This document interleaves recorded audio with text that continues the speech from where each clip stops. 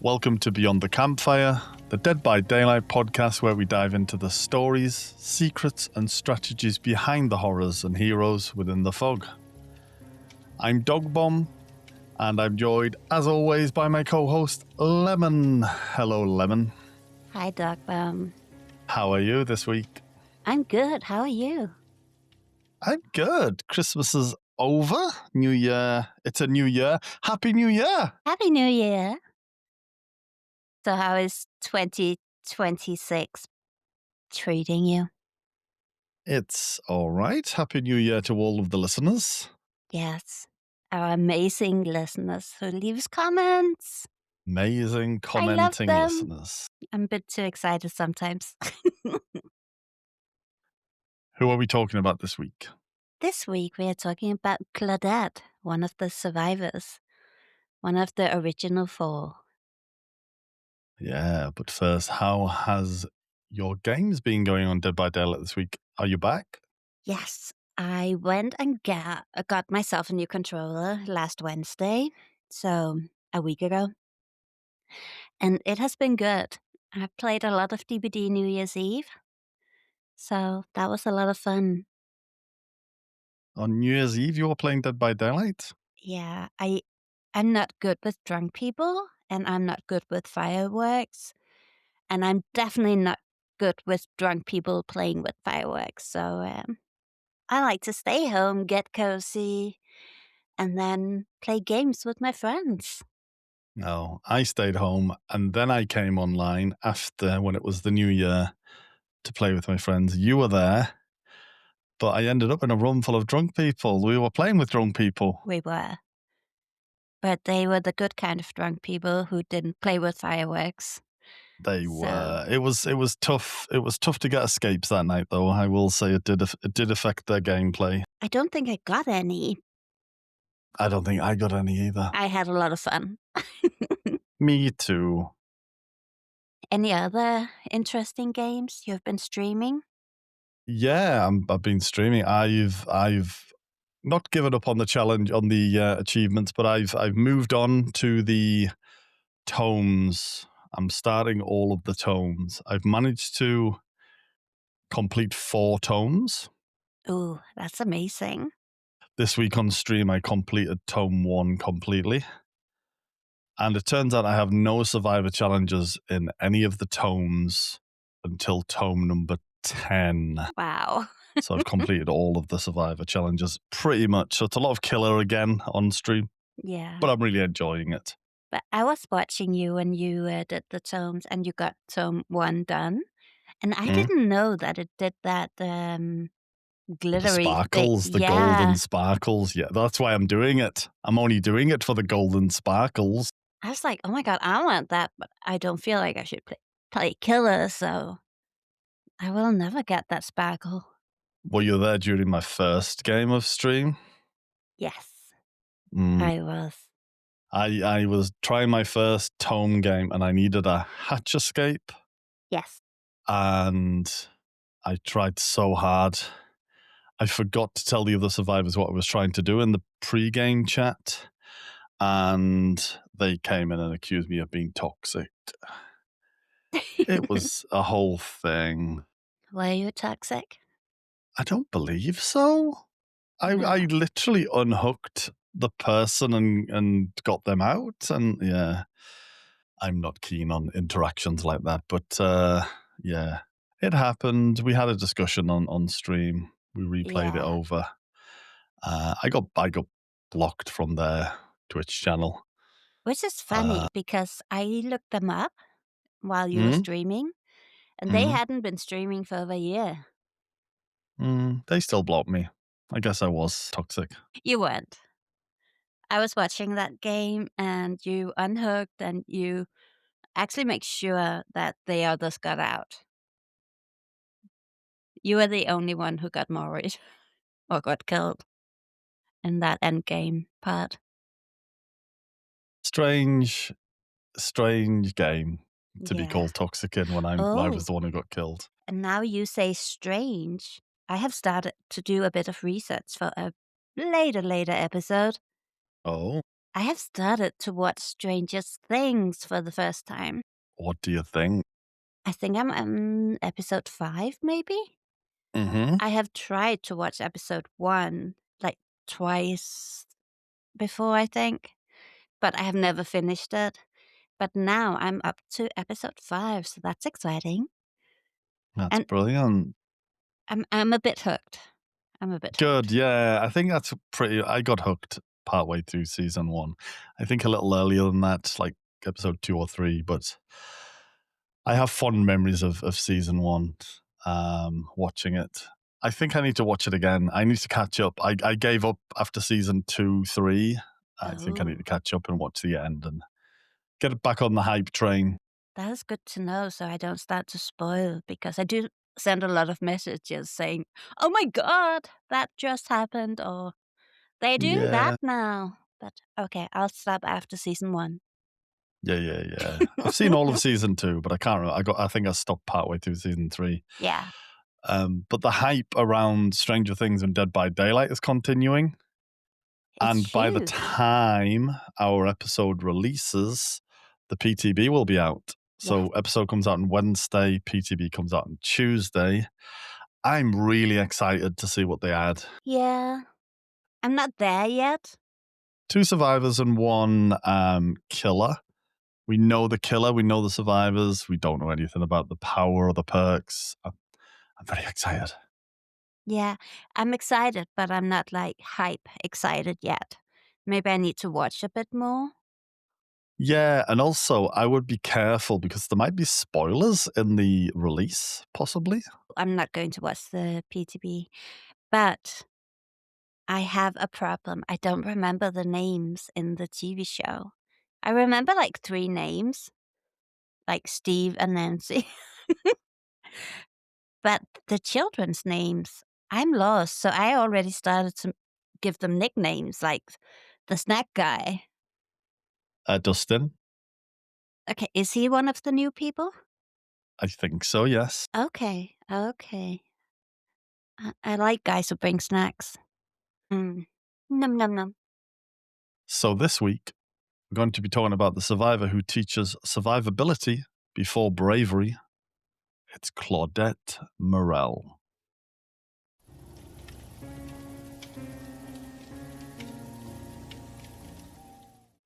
So, this week it's Claudette we are talking about. And Claudette is very young. And I guess that's why she doesn't have like a big backstory. But she is our third original survivor in the game. And as mentioned on last week's episode, Claudette is the first non US survivor in the game. She is as Canadian as behavior. Eh? Eh? Also, we know we have some Canadian listeners on Spotify, so eh? Eh? Oh, they're so cute. Um, so in the game bio, that is very short, we do learn a tiny bit about Claudette. So she's original from Montreal, and we learn that she has supportive parents.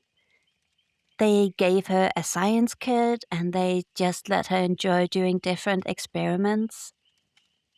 And that leads Claudette to get an early scholarship for college. The family decides to leave Montreal as this as a chance that is too good for them to pass up. So Claudette loves everything botanic. She joins some chat rooms and forums online where she talks to others and she answers questions about flowers, plants, and she does all this under her username Science Girl. But one day, where she's on the bus home from the city, when she gets off the bus, Claudette takes a stroll in the woods. And somehow it only takes her a few moments to get lost in the dark, dark woods. She never found her way out, and she was never seen again. Her online friends on the forum started to wonder where she was a week after her last post. So that is what we learned from the game bio. But this week we also have to go back to Tome 1 to find more information about Claudette. We have 10 memories and a clip. But again, Claudette is young, her memories are very short. It all starts when Claudette is 7 years old, and she feels like she doesn't fit anywhere. She feels like she doesn't understand the world around her the same way as everybody else does. It makes her feel like she's slow, but also that she can't keep up in classes.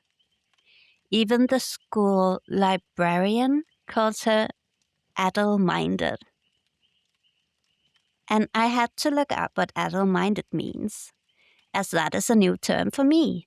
So for our international friends, adult-minded means that someone is confused, foolish, or silly, someone that cannot think clearly or logical. I don't think you just need that for the international friends. I haven't heard the term adult-minded either. Oh, I thought you would know. But I thought I just would add it in because I had never heard it before. Maybe it's Canadian. I don't know. When Claudette talks, she sometimes stutters, loses her breath, or does not notice when she is talking too loud. She also feels like her teachers embarrass her, saying her mind is in the clouds. And yeah, it is in the clouds. Claudette loves to daydream. That is where she can explore massive gardens, colorful bugs, new worlds. Her daydreams are her escape from reality. But Claudette is also a very sensitive girl. So she feels a lot of shame because she knows that she is different. Like we learned in the bio, she's not stupid. She knows. When her parents ask who she has played with at school, she always looks down and tells them that she doesn't want to talk about it. Her parents decide to talk to Claudette's teacher about her school and get told that some children are loners, and Claudette is one of those children. She likes to collect and observe things, like flowers, beetles, and other things in nature. But her parents really want Claudette to have friends. So they ask for names for who to invite to her 8th birthday.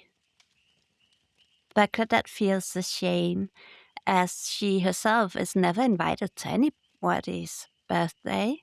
She does not have a list of names, not even a single name, to invite to a party, as she has no friends. While Claudette's classmates are playing with each other on the playground, Claudette observes them as she wants to play with them, but none of them wants to be near her. She tries not to think too much about it, as she knows when her mother asks when she gets home, she will just disappoint her again. She wishes she just has one friend, so her parents will worry less. And she even thinks about giving up on bugs and flowers, because maybe other kids will like her then. But she knows she can't give it up. Her passion is too strong. Claudette's parents are talking about her and the school situation, and her mother is crying. She feels like Claudette has too many problems in school, and her grades are lower than ever. And her mother feels like she is being a bad parent and that she is doing something wrong.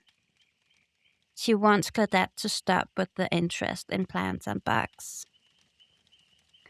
Claudette's dad tells her that they can't make her stop, that the interests are the best part about Claudette.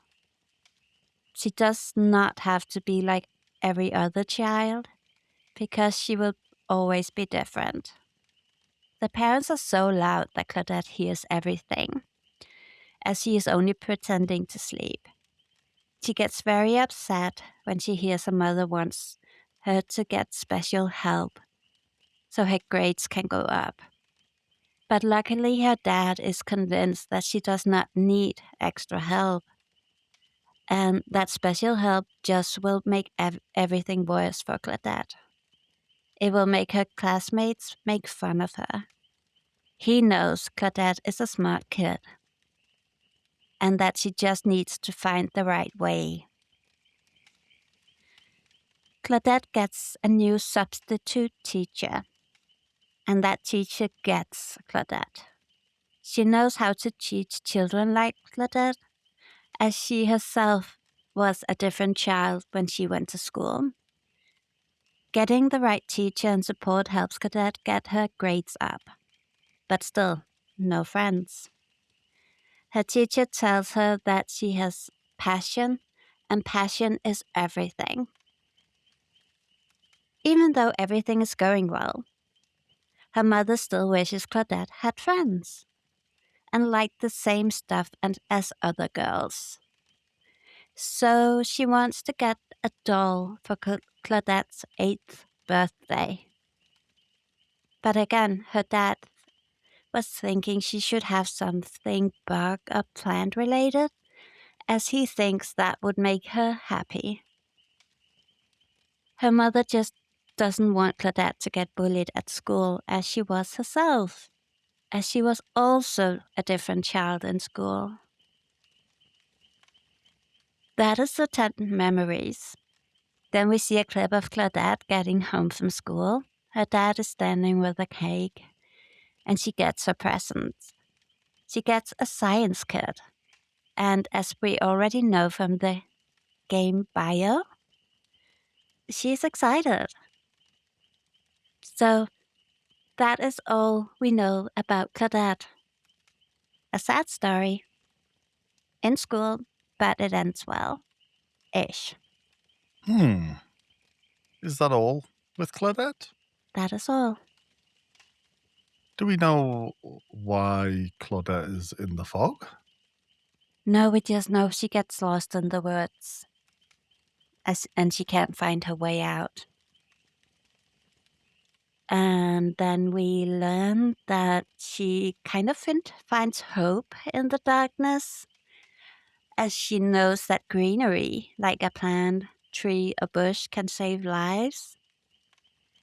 But yeah, no. She has done nothing bad or nothing wrong. She has just been a different child. Interesting. Yeah. So the link to the clip at the end of the tome, I will post that on X and Blue Sky if anybody wants to watch it. Yeah, and we'll give people the link to those later. We can talk about those later. Yeah. Super. Thank you. That is relatable in the sense of I want to say I was a bit of a Claudette at school. I sort of was. I was a bit of an outsider, but part of my way of coping with it, I guess, was to make myself the center of friends. But it was very much a coping mechanism. It's how I got to learn magic. It's how I got to be a bit of a joke teller and stuff. Kind of made me who I am today, I guess. But yeah. I was definitely a Claudette in school. Like, my interests were so different from everybody else. And I loved the library, and I read all the books. At one point, I started from one end and decided to read all the books in the library. Wow. Yeah, I was a Claudette. I guess the difference was I didn't really have an interest in playing in the playground. And I hated the meetings where my mother was going with me to school to talk to the teachers, because it was always the same issue, that Lemon never raises her hand in class. She's too quiet. Well, let me be quiet. I'm just listening, absorbing information. Yeah. Enough about me. Yeah.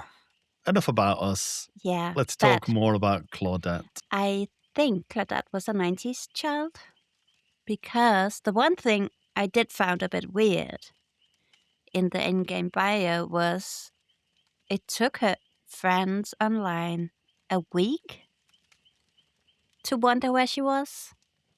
Well, yeah, I picked up on that as well. I feel like if I don't write on Discord in 2 days, people will be like, "Huh, where's Lemon?" Not that they would Yeah. do anything, but still they would I wonder. I think I'm down to like hours at this point. There are Sorry. there are certain people if I haven't posted in a few hours, they're like, "What? Where's Dogbomb? What's going on?" Yeah. So that is what I had about Claudette. So now I'm excited to learn more about her perks.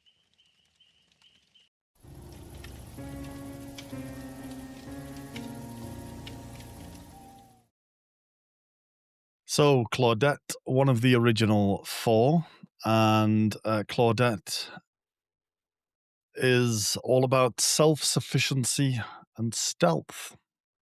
Her kit is built all around staying alive, staying hidden, and keeping the rest of the team fit and healthy. So far, we talked about Dwight and Meg. They run, as in the case of Meg, and they coordinate in the case of Dwight. And Claudette disappears. Claudette disappears, patches people up, and quietly undoes any of the progress that the killer might be making. She is methodical and she is patient. So her perks, in no particular order, starting with her first, it is botany knowledge. Botany knowledge increases healing speed by 50%, and it reduces the healing efficiency of medkits by 20%.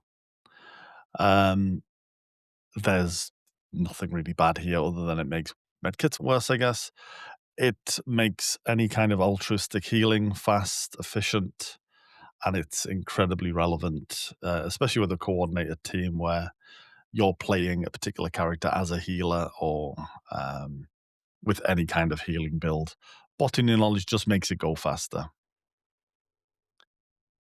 Her second perk is empathy, and empathy shows the auras of injured or dying survivors within 128 meters, which covers the entire map pretty much from end to end on most maps.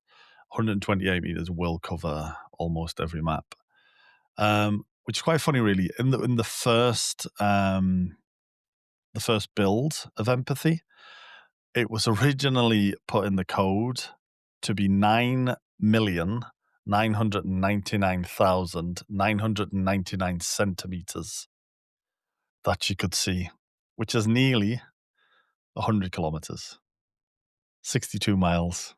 It caused problems with the game code, so it was changed to be a lot more sensible. And yeah, 128 meters does still cover the whole map. This is one of my favorite perks, empathy. It's absolutely incredible for giving information. I think it's better than Bond because it works further than Bond. It shows you the important parts of the play. So it shows you who is injured, which means that if there's an injured survivor running towards you who looks to be in chase, you know that the chase is coming your way. If you want to be there for saves, you can see where the injured people are, so you can go towards to do saboteur or sabotages or get there for the healing or the flashlight saves.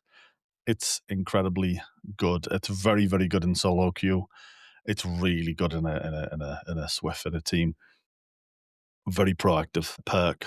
And when people see it at the end, they don't see it as a bond. They think that you're being super kind. So they think that you're being the best teammate in the world. So yeah, I like it. I like it an awful lot. Empathy is a winner in my book. The last perk is self-care. Self-care unlocks a new ability. It's the ability to heal yourself without a medkit. And it heals at 35% of the normal healing speed. And Lemon runs this a lot, I think. And Lemon probably isn't going to be very happy to say that I'm not a fan of this at all. I think it's awful. I love it. I know. So let's run the numbers, shall we? A heal, a normal heal, no medkits on another survivor is about 16 seconds. A heal with self care on yourself is 46 seconds. It's nearly a minute. It's nearly a minute. If you took a med kit in to heal yourself, it's 24 seconds, which is almost half. I can't because I need to sabotage the hooks. I understand, but yeah. Oh, you could, but my problem with it is 46 seconds it takes to heal, and medkit takes 24. You could use 22 seconds just to find a medkit on the map. I could find about 3 medkits in that time. No, It's a you couldn't. long time to be just in the corner of a map healing yourself.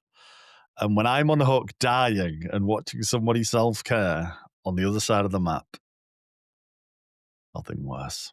I don't get injured that much, so Well, something interesting about self-care, which is very killer specific, I guess, but against Freddy, the nightmare, you can wake up from dream state by missing a skill check on yourself.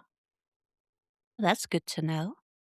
So Freddy currently has a power where he can teleport to someone who's healing, and you can only if you're in the dream mode, and you can get out of that dream mode by failing your first skill check. So the more you know. Yeah, self care is a very beginner comfort perk. I think it does guarantee that you can heal if nobody else is around, and I think it teaches bad habits. Are you saying I have bad habits? I'm saying you've got a lot of bad habits, but we can't go into them all now, Lemon. Wow.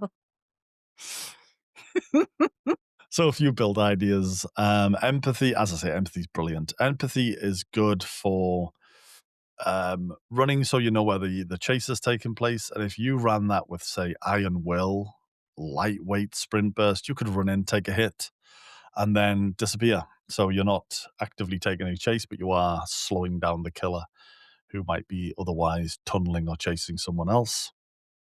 Or you could run empathy and botany knowledge together, along with, again, sprint burst or we'll make it, and you could be just focusing on fast heals throughout the game, um, making sure that the team stays up. Doesn't work well against a few killers. Plague and Legion spring to mind, killers that are going to actively keep you injured. But in the main, those are good perks. Those are strong perks. Very beginner friendly. You can focus on healing and become a bit of a healer in the game, in the team, and it's not particularly sweaty. You don't get a lot of killers hating on Claudette's perks because they're helping the team rather than hindering the killer generally. So I know you're a big fan of self care. What do you think about the other two? Do you use the other two perks or I no? did use botanic what was it called? Botany knowledge. I was using that for a while in the beginning, but I haven't Mm. done in a long time. But it was a good one. Yeah, it definitely gave fast healing. And I believe it works with self care as well. It Yeah. does speed up self care heals. Mm. So I did use them together, if that makes it better. Slightly better. I mean, just taking a med kit at this point, though. God, I have a million med kits. I never take med kits. Take a damn med kit, switch out your perks. I'll think about it. Ugh.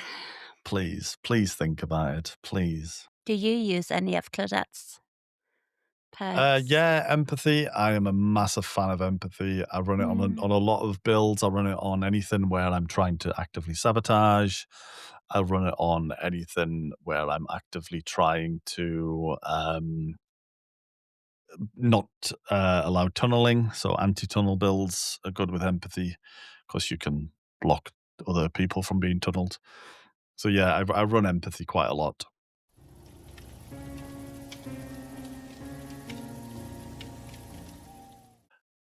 So every week we like to pick out a creator from the community to recommend and point you all in the direction of. And this week we're picking someone from Behavior. It is Dork. Dork is one of the community managers at Behavior, and they can be found on X and Blue Sky at Death Dorks. They occasionally stream on Twitch with their brother, Two Grave Mistakes, and I thought it was quite a pertinent choice this week because they are Canadian and they are a real advocate for equality and diversity in the front facing team at Behavior. And we can't kind of beat around the bush here. We are two white Europeans. I'm in England and you are over in Denmark. And we need to listen to more voices and listen to more representation. And that is what Dork is doing. I would like to point everyone at a article which Dork wrote 2 years ago called "Building Black Better: Getting Representation Right at Behavior," because I think it really kind of shines a light on what Behavior tried to do to have representation and equality in their game. Because I think they do an excellent job. Myself, you aware of Dork, Lemon? I only know Dog from the Dead by Daylight live streams on Twitch, Yeah, but the vibe she has is just so you just want to be her best friend. exactly. They are so full of life. Yeah, she seems amazing. Yeah, Like a bestie. a bestie. That's what we need. We need more Yeah. besties. I know Doc probably won't listen to this, but Doc, do you wanna be my bestie? I thought I was your bestie. You can be replaced. Wow. Wow. That's life. Dork, can I be your bestie? Thank you. But yeah, she is absolutely incredible, Mm, and she is a gamer first and foremost, and then a community manager second most. I think it really sort of shines through the mm. love and the passion that they have for the game, and the love and the passion that they have for representation, which I think is massively important. So yeah, thank you, Doc, for that. And yeah, everyone go and check out their socials and tell them how much you want to be their bestie when you see them on the official behavior channels. She's just so cool. So who are we talking about next week, Lemon? Next week, we are talking about Max Thompson Jr. Are you excited? No, nobody calls them Max Thompson Jr. Max Thompson Jr. I have only ever heard this person referred to as Billy Or, or the Hillbilly. okay, we are talking about the hillbilly, what I normally would refer to as turtleneck, turtleneck guy. Yeah, you call him Turtleneck Guy. We'll go into that I next week. will explain next week why I call him turtleneck guy, but his real name is Max Thompson Jr., and we will dive into his lore and backstory. Excited. I'm excited. I'm also excited because we have a website. Yes.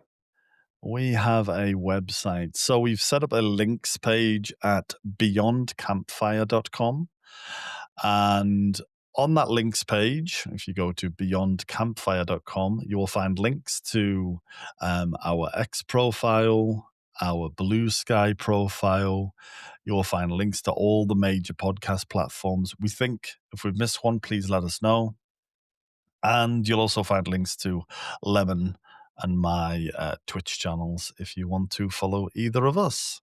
Go check that out. It'll be in the show notes as well. Beyond Campfire is kind of the central area for everything to do with this podcast. And I will post the link for the clip from the tome on X and Blue Sky. Mhm. And during the week, I will also post something about Meg and Claudette that only a few people apparently know. So keep Oh, an eye out on that, I'll be keeping an eye out. as you should. Do you have any question for the listeners for next time? Do you have a question? I need a second to think. Yeah, I've got a question this week. My question is kind of off the back of the Stranger Things chat last week and people getting excited in the comments about Stranger Things coming up. And I was wondering which of our episodes people are most excited about hearing. Is there a Mm, character you want to know more about the backstory of, or your main? Um, so yeah, which episode are you looking forward to hearing when we finally get to it? good question. Thank you. I'm more curious after how many of our listeners was the weird kid at school, Oh, like Claudette and me and you. yeah, we've counted two here. So And who else chose to escape through the internet when that came around in the 90s? I feel like a lot of us can relate to that. I feel like this might be a high one. Yeah. Yeah, but it could be fun to know if we have other weirdos out there. Well, while we wait for all of the weirdos to get in touch, let us just remember to play safe out there and don't get hooked.